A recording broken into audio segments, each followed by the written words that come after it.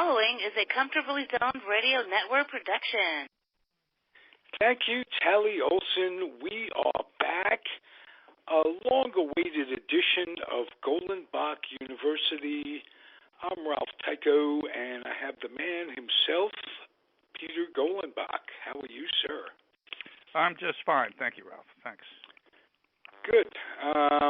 We're, as I was saying off air to you, we're going to divert our attention in these harrowing times, both for me watching my state of California burn up little by little, and federally, nationally, we have an absolute crazed cuckoo who's leading us, and it's out of control. We're both very afraid.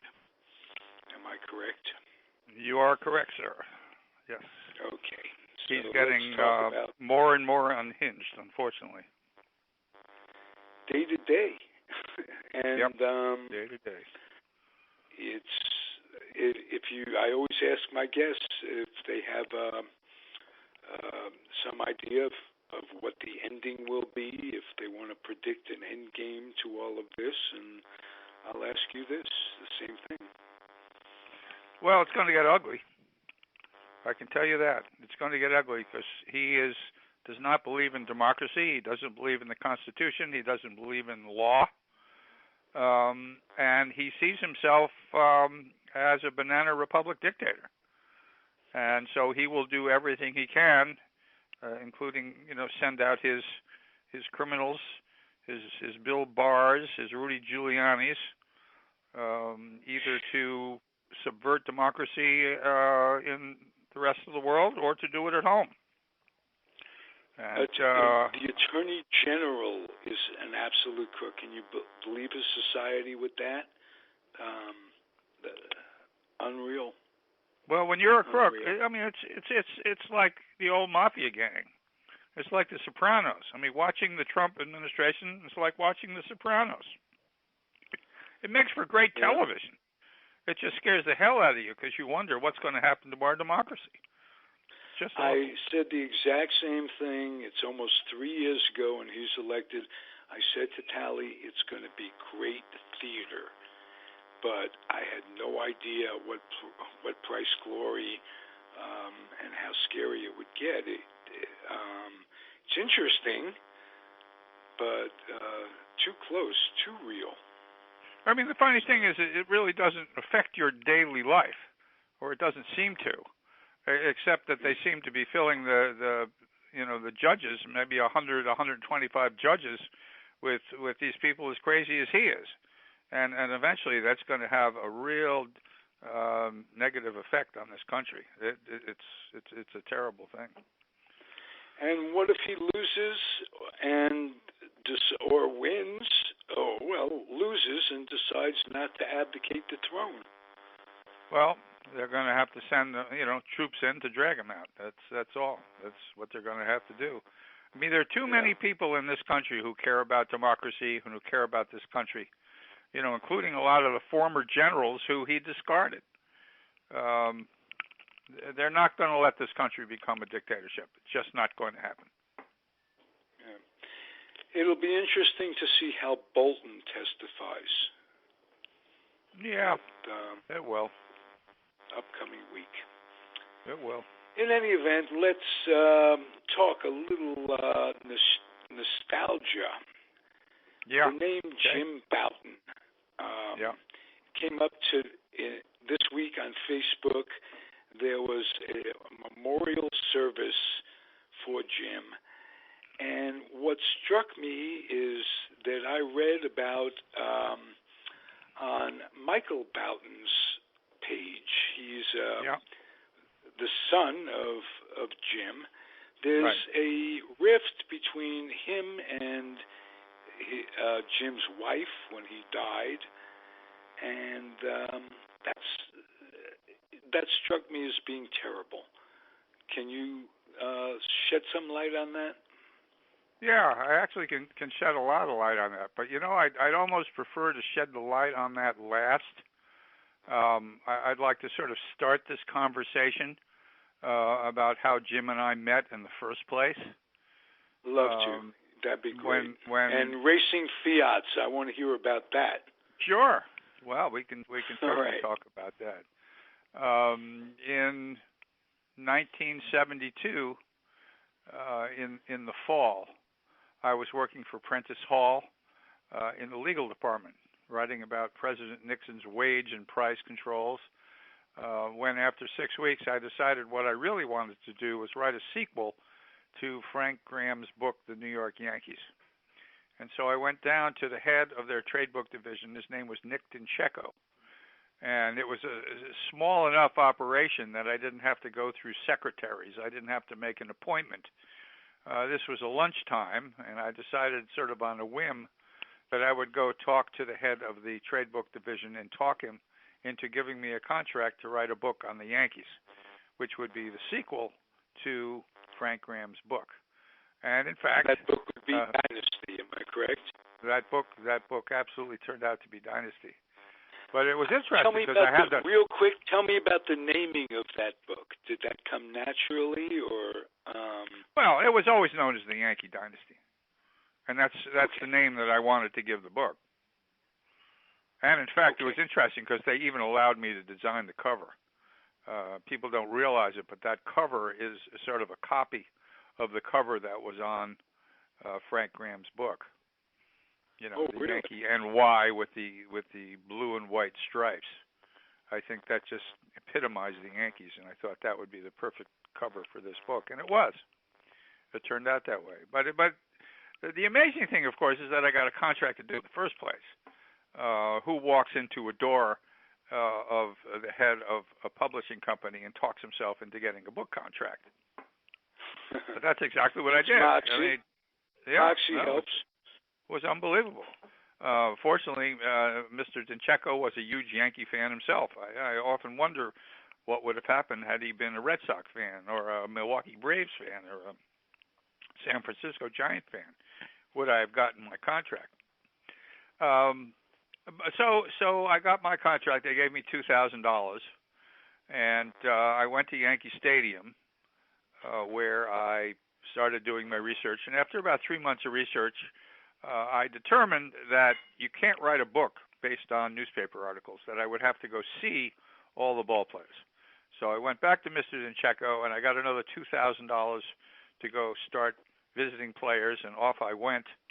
And then I got another $2,000, another $2,000, and another $2,000 for a total of $10,000. I ended up traveling, I think, 27,000 miles, going around the country, tracking down former New York Yankees. And I was helped, of course, because of the fact that Mike Burke was the president of the Yankees at the time, and he wrote me a wonderful letter to these ball players saying that I was doing this book and would these players please cooperate. I mean, what a huge help that was. Yeah, so, the owner of the team writes an introduction letter. Right. That's a big step up. Pretty spectacular. And so one of the last people I went to interview was Jim Bouton, who lived in Englewood, New Jersey. I was living in New York City at the time at the Penn Garden Hotel, where I had a business where I was renting out hotel rooms to students, a business that would soon disappear. So I drove out to Jim's house, and we started talking, and I interviewed him about Ball 4 and certainly how Ball 4 came into being. Ball 4, if you really think about it, there are two really essential books if you're going to be a baseball aficionado or scholar. The first one was The Glory of Their Times, which I think was written in 1966, and that was by Larry Ritter, who was also a friend of mine. I got to meet Larry. And then Jim, who wrote Ball 4, I believe, in 1969, if I'm not mistaken, maybe 70. And we started talking about how that came about, and he was telling me about the things that he was seeing while he was a player, and talking about the fact that he was criticized terribly for saying that Mickey Mantle was on the top of the Shoreham Hotel with the binoculars, looking at into hotel rooms of stewardesses. And Jim was saying, this criticism was really unfair because what he was saying was that we were doing it, that Mickey and I were doing it together, that it wasn't Mickey, it was the two of us and others as well, right. Which is, I guess that's fair. He was more than criticized. He was ostracized from the Yes, he certainly was. Yeah, he was ostracized. But it was interesting because he was always, a guy. He was not sitting in the dugout reading the sporting news. He was reading newspapers, right. or he was reading books. And unlike the other ball players who, for the most part, ignored the reporters or pretty much didn't like them, Jim was a real favorite of the writers. Whenever the writers needed somebody to go to for a quote, Jim was always available. He liked these guys. In fact, when he wrote Ball 4, he chose as his sort of writing partner a fellow by the name of Lenny Schechter. Lenny Schechter. Great. Lenny Schechter, yeah. who was From probably the most critical writer of the ball players. And Schechter was somebody who was really sort of hated by the rest of the Yankee players. So, when they found out that Schechter was the guy he was writing it with, that didn't make them very happy either. Schechter had written Jocks. Yeah, the Jocks. Right. Kind of an expose on the style of baseball. Yep. Yeah. It wasn't. It was a very good book, though. It didn't sell all that well. I mean, most sports writers didn't have big sales, but certainly when he wrote Ball 4, I mean that hit the sports world like a bomb. Yeah. And as did yours, by the way. Yeah, as did the Bronx Zoo as well later on. Yeah. But so I went to see Jim, and we talked about his career with the Yankees. He told me all about what it was like as the Yankee dynasty came to an end.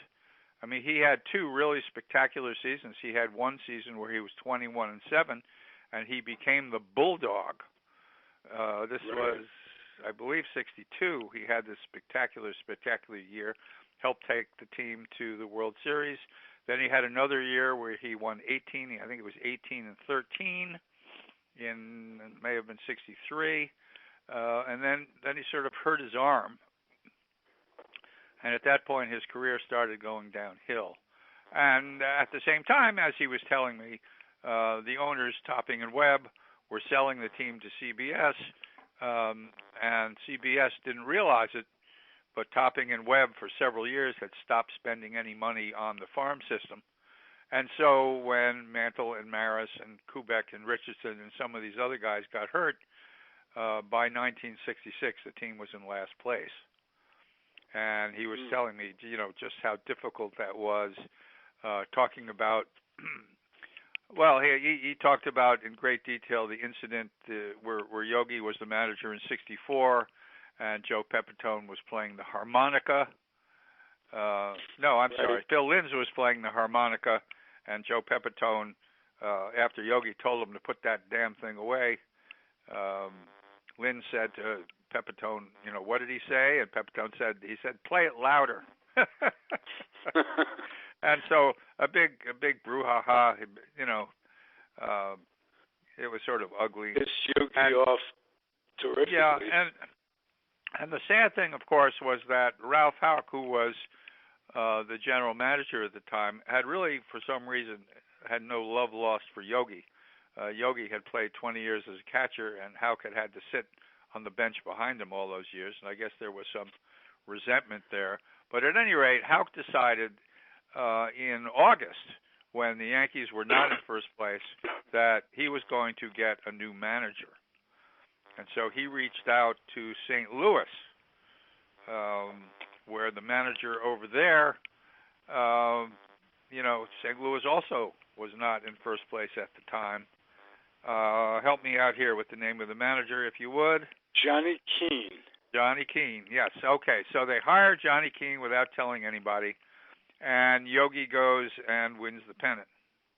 And what an embarrassing situation for both the Yankees and the Cardinals, because the Yankees end up playing the Cardinals in the World Series, and at the end of the World Series, Yogi is fired and Johnny Keane becomes the manager. And Bounton had no problem at all telling me how much the players really hated playing for Johnny Keane, how he was something of a martinet, and he was always checking on them to make sure they got their rest, and they just thought he was an old grandpa ninny, and they didn't play for him. And of course, we know what the story was. The Yankee dynasty, in part because Keane was the manager, came to an end. I think about that, and what the three pitchers they had, and Stottlemyre and Peterson, and Al Downing. Al Downing, yes. They should have not gone down the tubes that quickly. Jake Gibbs did not develop the way they should have. He should have. Mel Stottlemyre came up in '64 to bolster their team and help them win. Stottlemyre was a big part of that. Right. I mean, they just didn't have enough depth. Yeah. Yep. Yeah. And injuries, like Bobby Richardson was forced to retire because it was Kubek that was forced to retire. Yep. Bobby Richardson retired healthy, but much earlier than anticipated. And that, you lose your double play combination, and you don't have Casey Stengel on the bench to bring in Gil McDougall. Well, the Yankee fans were not used to a team that was in last place. They just weren't used to it at all. And unfortunately, CBS was the made to be the bad guy in all of this, though it wasn't really their fault. At the time, there was no free agency.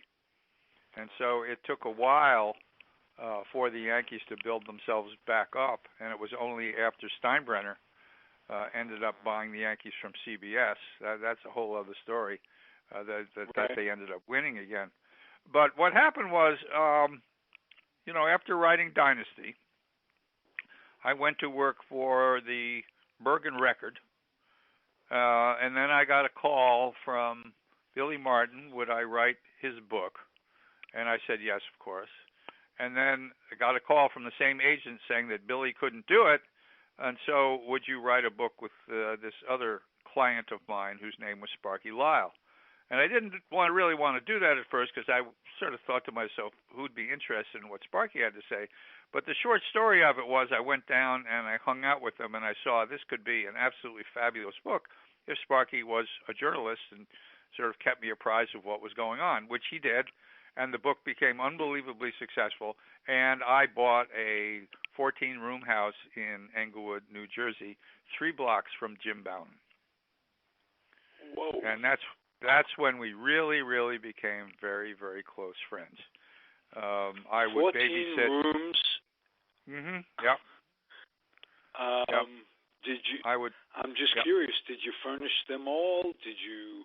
Slowly, but yeah, slowly. Slowly. Whoa. Yeah. See, that's everybody has the idea when an author has a big hit, a big bestseller. That's all they do for the rest of their lives, and the world comes to them. You mentioned those words. What you don't realize. I got a job at the Berg. You weren't able to just retire on your. On Dynasty, I made very little money on Dynasty. I made very little money on most of my books. The Bronx Zoo was a huge exception, and I was sort of blinded to think that this is something that would happen often. I've been lucky. I've had 10 New York Times bestsellers, but none of them were like the Bronx Zoo. None of them. But So anyhow, let's get back to Jim Bounton. I would have thought none of them were like Dynasty. I didn't know that you did better on Bronx than you did on Dynasty.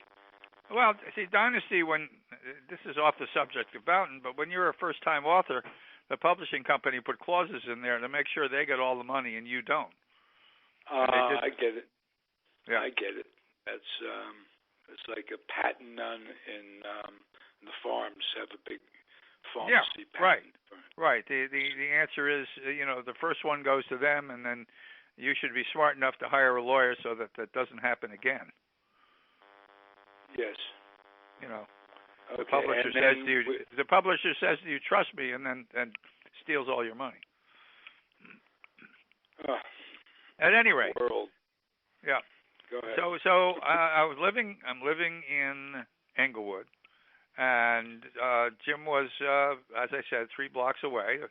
A 3-minute car ride over to his house, and he had 3 little kids. He and his wife Bobby, who was this lovely, lovely woman who he married, and had been his wife for quite a while. He had. And they adopted these children, if I'm not mistaken. I don't think. I think they all 3 were adopted. Am I correct? I'm not sure about Lori. Lori might have been their child, but certainly David was. David was from Korea. David ended up becoming a banker. Michael, lovely kid, just a great kid, and Lori, who I called Twink, who was this devilish little girl. She was 7 or 8. She was just like her old man, and she was the apple of his eye, absolutely the apple of his eye. And I would come over and babysit for these kids while they went off. Meanwhile, Jim played on the CBS All-Star team, and he invited me to come and join the CBS All-Star softball team, and I played 6 years with CBS. We would travel all over the metropolitan New York area and play fire departments and industrial teams, and we played for charity, and had the time of my life. It was just terrific. Jim was involved in he was a newscaster on CBS, and then later he went to ABC to become their sportscaster on CBS as well. He was the inventor of the chewing gum thing. That came later. Okay. And that came when he was with the Portland Mavericks. He and one of his buddies from the Portland Mavericks came up with the idea of putting kids' chewing gum in a tobacco pouch and selling it as Big League Chew. And the idea was bought by Phil Wrigley and Wrigley Chewing Gum. And so that gave Jim a nice annuity. It was very good money. Because at the time, ball players weren't making that much money. They really weren't.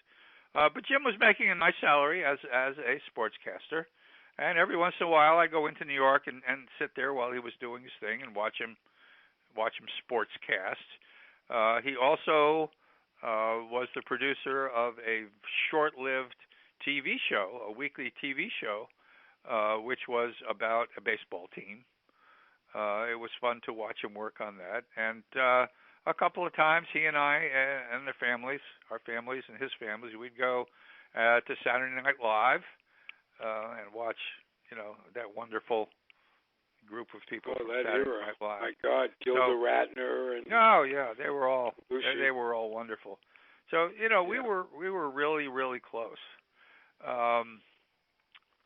So one of the things that happened after I wrote Dynasty and I went to work for the Bergen Record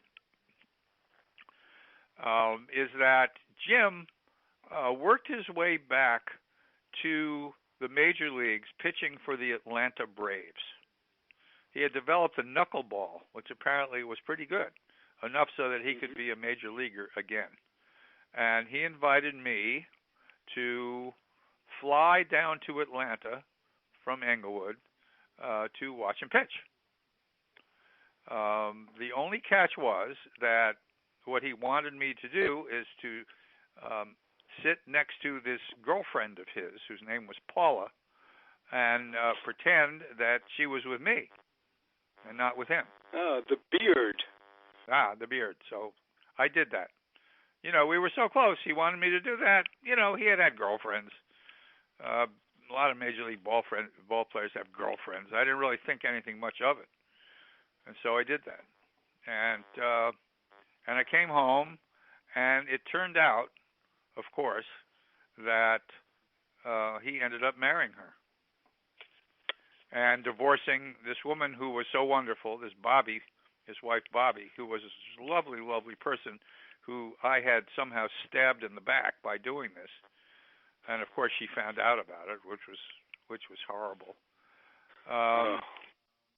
And once Paula came into the picture, she was a very strong presence. She was a psychologist who had certain ideas of how to live life.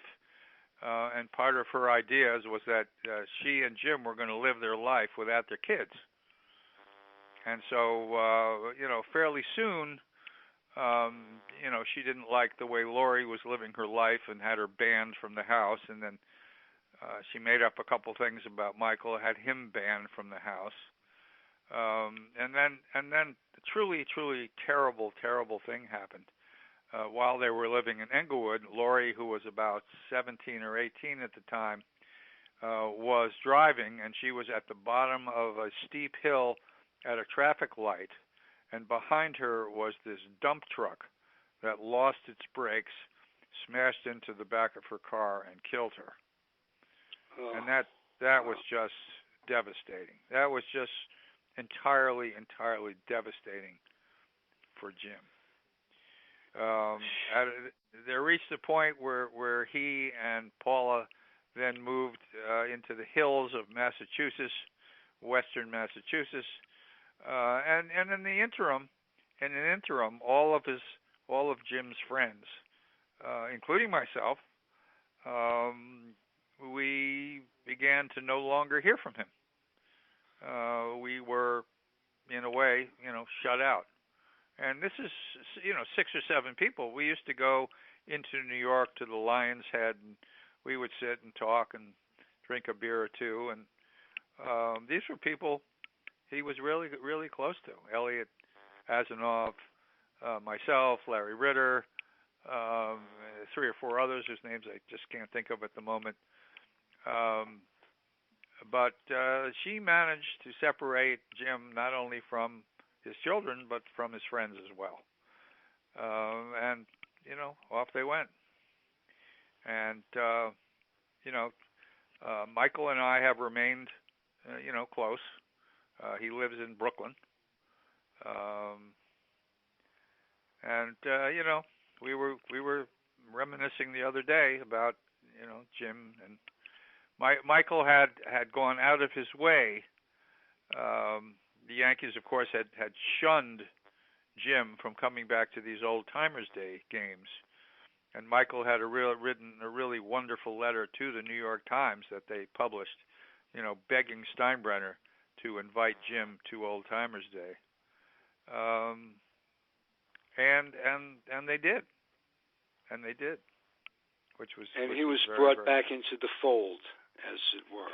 Well, at least he was invited back. Let's put it that way. I think the players, much as when I wrote the book Seven, which was a novel about Mickey Mantle, and the players were all upset that I had said that Mickey enjoyed sex, so the players were upset when Boughton said that Mickey enjoyed sex. Never mind the truth of it all. They just felt that everybody enjoys sex. Yeah, well, besides that little thing. Yeah. So at least Michael did that for Jim, which was very, very nice. But Michael, unfortunately, was barred from visiting his dad and Paula, and Jim never lifted a finger to say otherwise, which I thought was terrible. And then, unfortunately, was he losing it himself a little bit?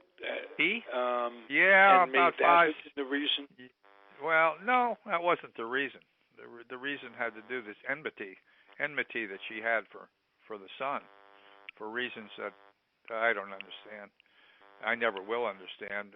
But 5-6 years ago, and I don't know why this is, but he at not a terribly old age started to develop,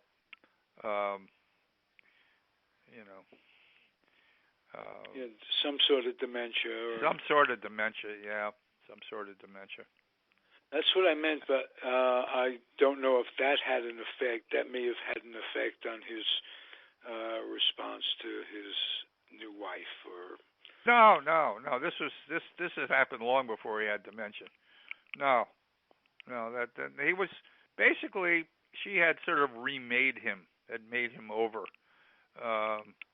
You were asking me about having Fiat races. He had a little orange Fiat, and I had a little orange Fiat, and we used to love to race on the streets of St. Petersburg. One time when we were both playing for the CBS All-Stars, there was an amusement park down near Atlantic City. I can't remember the name of it. A fabulous amusement park. But one of the things they had down there, they had go-kart racing. And Jim and I decided to go go-kart racing. And, of course, the mistake I make is to forget that I'm racing against a professional athlete. These guys are not like you and me. These guys are totally from a different planet. And so we must have raced that course maybe 20 times, and he only won 20 times. And, it's like I was reminded the other day by Robbie Richardson, who was Bobby Richardson's son. While I was doing Dynasty, I went to the Richardson house to interview Bobby. And while I was there, I saw a ping pong table, and I said to Bobby, "Do you play ping pong?" And Bobby said, "Yeah, I play ping pong." I said, "Do you want to play a game of ping pong?" And he said, "Sure, I'll play." And apparently Robbie was there that day. Robbie was about 8 or 9 years old, and he remembers it to this day, because Bobby beat me 21-1. It turns out Bobby Richardson was the state ping pong champion of the state of South Carolina. And that's what I mean when you talk about professional athletes. They're not like you and me. And that's what Bobby Richardson and Tony Kubek were doing, playing ping pong, when the Yankees, I don't think it was Casey that hired them, but it was George Weiss. George Weiss, who hired private detectives to follow Whitey and Mickey to see what they were, see what everybody was doing. But Tony Kubek and Bobby Richardson, they followed them as well, and they went to play ping pong. I don't know if you remember, on 42nd Street in New York, of course, they had these ping pong, whole rooms of ping pong tables. I remember it very, very well. Oh, yeah. Yeah. I used to go there all the time. They had ping pong and pool. It was ping pong and pool. And you could play either or both, and it was wonderful. Oh, yeah. I know. And but let's digress a little bit. Boughton was a fun-loving guy. He was. He was. We had some very, very good times. We had a lot of fun. Yep. We'd play tennis. I mean, he wasn't a natural tennis player, but he played at it. But being a professional athlete, hand-to-eye coordination. Oh yeah, no question about it. He was a fine net player. And every once in a while, I'd get a call. Not Fritz, his buddy, Mike Kekich. Mike Kekich would come over to visit Jim, and this was during January or February, and Jim wanted to go into the gymnasium and pitch, and I was the one he recruited to catch him. So I would have a catcher's mask and a catcher's glove, and Jim would throw his knuckleball, and for the most part I could catch that. I mean, it did knuckle, but then when it got to the catcher's position, it didn't do much else, and so I was most of the time able to catch it. But Kekich threw the ball 90-something miles an hour, And in this gym that wasn't terribly lit, I had the job of catching Kekich.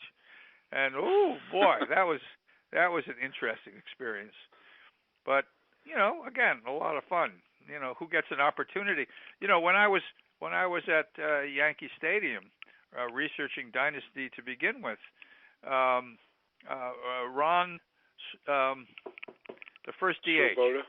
No, the first DH. Blumberg. Ron Bloomberg. Ron Bloomberg would come and say, I need somebody to shag. So Hal Lanier and Bloomberg would go onto the field, and I'd have a glove, and I would stand out there, and my job was to shag the balls and throw them in. And so I started, I was a pretty good softball player, so I would start, 30 or 40 feet in front of the stands, and Bloomberg was a lefty, so he was pulling the ball to right field. And I'd say the first 30 balls went over my head until I finally figured out the way you can catch these things is you put your back right up against the outfield wall, and then you can start catching them. And that's what I did. But again, these people are not like you and me. These are phenomenal athletes. No question. Hal Lanier was the son of Max. One the of son Mexican, of Max. Maxie. He was Yep. one of the first Mexican jumping beans. He was. Back in the late 40s, early 50s, Sal Magli and Hal Lanier, or Maxie Lanier, they were signed, and it was like they were ostracized for a while. Well, what they did to these people, what they did to those people is really terrible. My Spirit of St. Louis book, I interviewed Max Lanier. He was living in a mobile home park somewhere in the middle of Florida. He had no money. His wife was on. She had to breathe air to live. What happened was the Major League Baseball, when the players were forming a union, decided that anybody who was not in baseball in 1946 could not be in the union. See, this was a union that was started by the owners. So they decided if you were not playing baseball in 1946, you could not be in the union. So there were 7 players who were playing in the Mexican League. None of those guys were allowed to be in the union. At the same time, a lot of the players who played even 20 years, and then the war came. The war ended in 45. If they didn't come back and play baseball again, they couldn't be in the union either. So about 800 players never, no ever, exemption for being in the war? Nope. If you didn't play in 46, you couldn't be in the union. And it was disgraceful. It was absolutely disgraceful. And so Max Lanier never got a pension, never got a penny. At some point, I wrote about this in the New York Times because it was interesting. The Negro League players were getting $10,000 a year. Now, they had never played in the majors, but, they had been kept out of baseball because they were African American. And so baseball did something about the Negro League players. And I wrote an article that basically said, righteously, that said, how about these guys? And so they ended up giving these guys $10,000 a year as well, which for a lot of these people, that's the difference between leading a poor life and leading a decent life. Right. I was always very, very proud of that. This was around 2000, 2001, something like that. But Max, I am very proud of you for doing that. That's terrific. It was. It really I can't think of the name of any of the other players involved. I remember, one of them was a Cuban fella, lovely guy. I interviewed most of them for that article. I just can't think of their either. Yeah, Magli was one of them. Magli certainly was one of them. Yeah. Yeah, and ironically, Magli. Yeah. I was going to say, in getting back to Jim Bouton in his book Ball 4, Magli had been coaching. He had been the pitching coach of the Seattle Pilots. That's right. And maybe I'm wrong about that, but I don't think so. I know Corsetti had been a coach on that team. Well, Corsetti was the Yankee coach. Grossetti was the But Yankees. later he went on to be a coach on that Seattle team. I don't know about that. Grossetti? Yeah. Hard to believe Grossetti would ever leave the Yankees. I guess it's possible. At any rate, that's about all I have to say about any of that. I miss Jim. I've missed him for a long time. He was even when he was friend. Here was alive. He was a close friend. We were like brothers. And I was partially responsible for breaking us up, which was bizarre.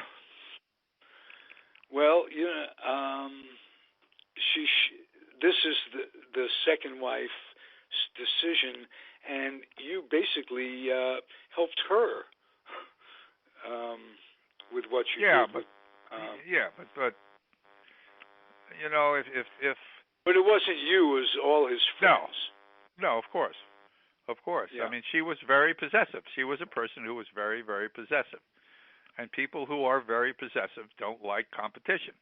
And she got rid of the competition. And it's not the first person I've ever seen that happen to, especially with second marriages. And it doesn't have to be a romantic thing. It just could be jealous of the friendship, jealous of the intimacy that he shared with another human being.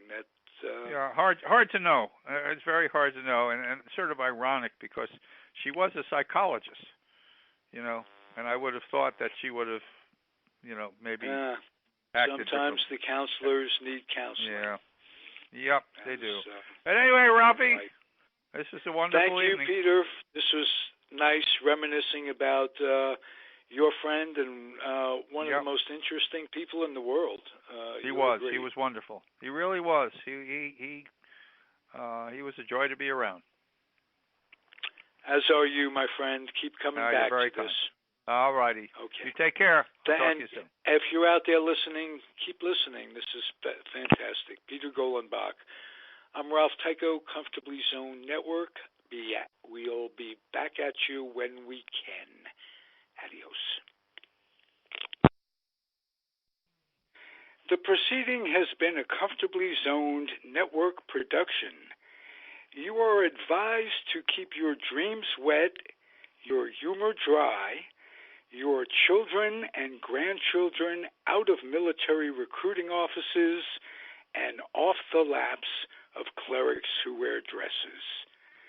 Thank you for listening, everyone. Happy trails.